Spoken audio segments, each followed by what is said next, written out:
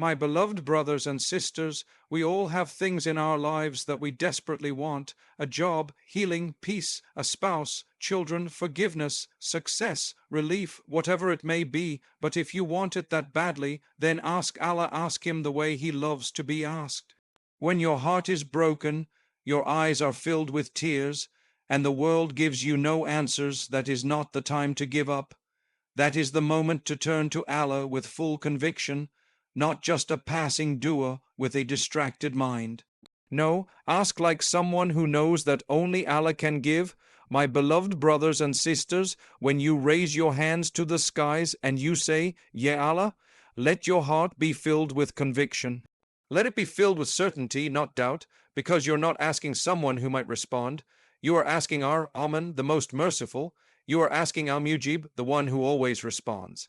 The problem is not that Allah doesn't hear. The problem is we don't always believe that He will respond. We say, Ya Allah, please help me. But deep down we wonder, will He really? This hesitation, this uncertainty, it weakens the power of the dua. The Prophet Muhammad clearly told us, call upon Allah while you are certain of His response. Not maybe, not inshallah, if He wants, but I don't think it's for me. No, say it knowing He is listening, knowing He is near, knowing that He already has a plan, that He is simply waiting for the right moment to unfold it for you. You see, when a child cries for something, their mother might ignore them if she thinks it's not good for them. But Allah is more merciful than a mother, and when you ask Allah with certainty, it is as though you're placing your complete trust in His ability, in His power, and in His love for you. Even if you've sinned, even if you feel unworthy, even if your past is dark, He still responds. So ask like someone who believes the King of the heavens and the earth is listening right now.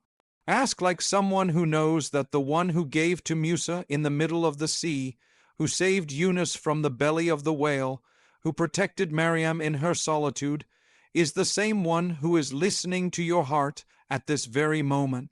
You don't need a perfect track record to make a perfect dua. You just need a heart that believes that the one you're calling out to will never abandon you, and even if the answer doesn't come today or tomorrow, ask again and again with the same conviction you had the first time. Because when you ask Allah with certainty, my beloved brothers and sisters, when you come before Allah in dua, come with a heart that is humbled, not a heart that is demanding. You're not speaking to someone who owes you anything, you're speaking to the one who has already given you everything. Your eyes, your breath, your family, your ability to make that very dua, all of it came from Him.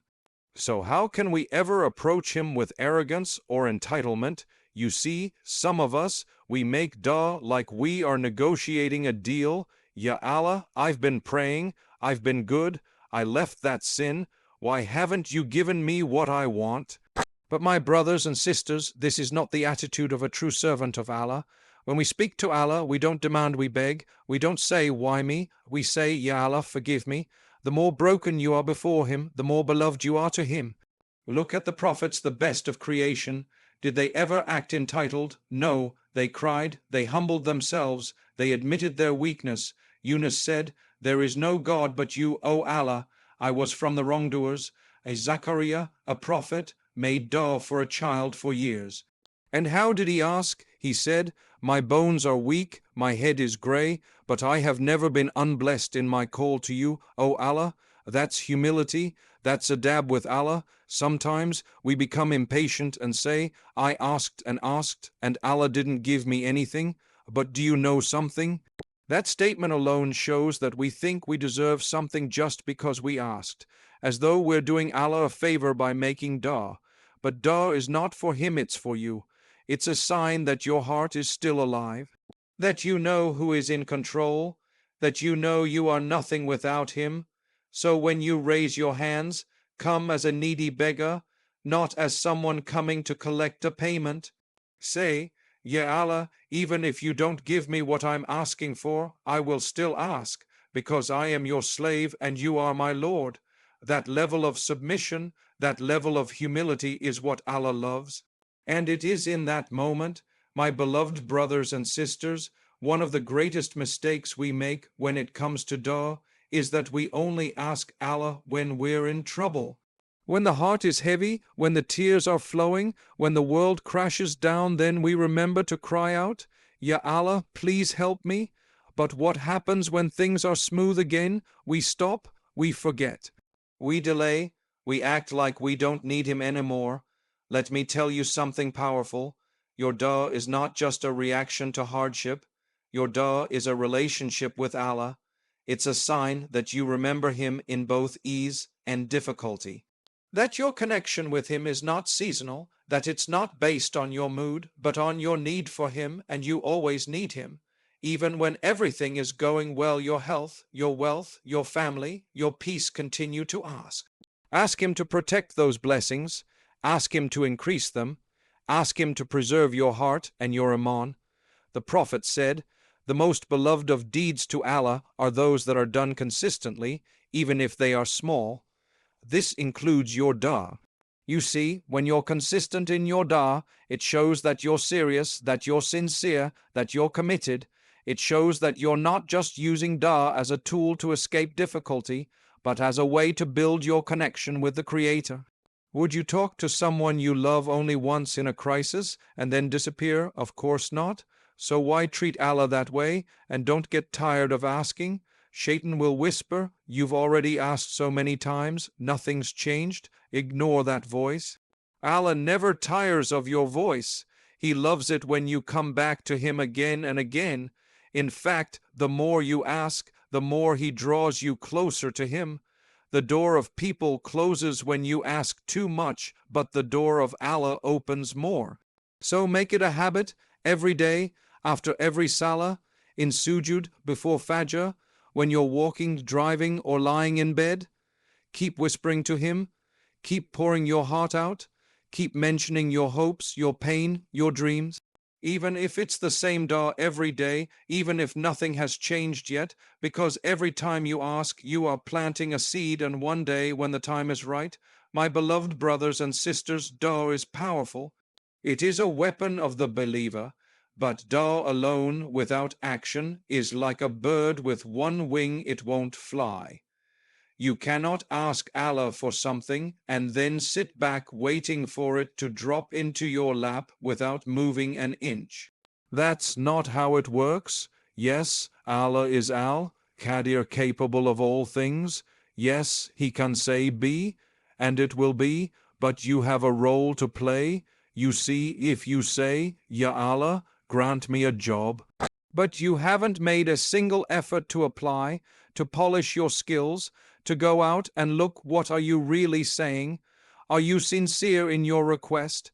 Because true dua comes with intention and effort.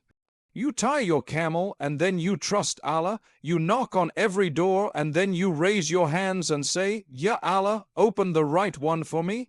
It's the same with every aspect of life. You can't say, Ya Allah, give me good health, and then eat recklessly and ignore your body. You can't say, Ya Allah, strengthen my iman, and then stay away from the Quran, skip salah, and indulge in haram. You can't say, Ya Allah, grant me righteous children, and then never make the effort to raise them in a righteous environment. Even the prophets, who were the most beloved to Allah, took action. Musa didn't just raise his hands, he marched into the sea with full trust. Maryam was told to shake the trunk of the palm tree. Even though she had just given birth, she still had to act. Why? Because Allah wants to see you move. He wants to see your commitment, your struggle, your sincerity through your effort. Dua is not a shortcut to avoid effort. It is the light within your effort. It is what turns your action into barakah. It is what gives your work meaning. And when you combine a sincere dua with honest effort, that's when you see the miracles. That's when you see Allah opening doors you never imagined. Not because you deserved it, but because you showed Him that you truly wanted it. So don't just say, Ya Allah, fix my situation. Get up and fix what you can and ask Allah to fix what you can't. Take the first step even if you're limping. Do your part even if it's small, and while you move, while you struggle, while you try, keep your hands raised and say, Ya Allah, I am doing what I can. I need you to do what I cannot. My beloved brothers and sisters, when we make dua, We expect results and sometimes we expect them immediately. We say, Ya Allah, I'm asking you, I'm crying to you, why hasn't it come yet? And this is where the test of patience begins. Because dua is not just about asking, it's also about trusting. It's about waiting with a heart that knows, Allah heard me the first time, and He will give me what's best when it's best. But Shaitan wants you to lose hope.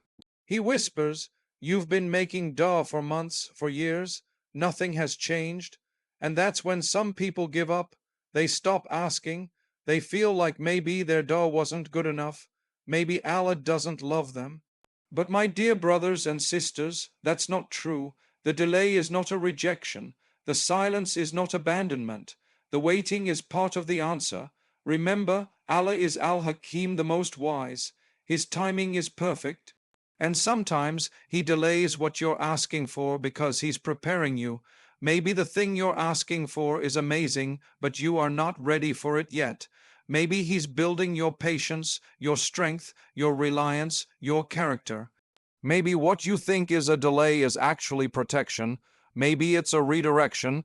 And maybe, just maybe, the dua you're making isn't meant to be answered the way you expect, but it's meant to raise you in rank with every sincere repetition.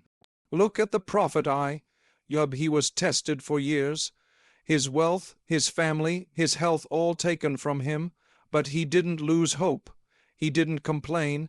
He kept turning to Allah. And when Allah did respond, He gave him back everything and more. Because Allah never forgets the one who waits with faith, so don't become frustrated when things take time. Dua is not a transaction, it's a connection. It's not a vending machine where you insert a request and expect delivery in seconds. No, dua is a conversation with your Creator, and sometimes He withholds because He knows that the longer you stay in that conversation, the closer your heart becomes to Him. So ask and wait, ask and hope. Ask and be content, even if the answer doesn't come in the form you imagined. Keep repeating your dua like the one who knows that Allah has already written the best outcome, and that your job is to trust even in the unseen.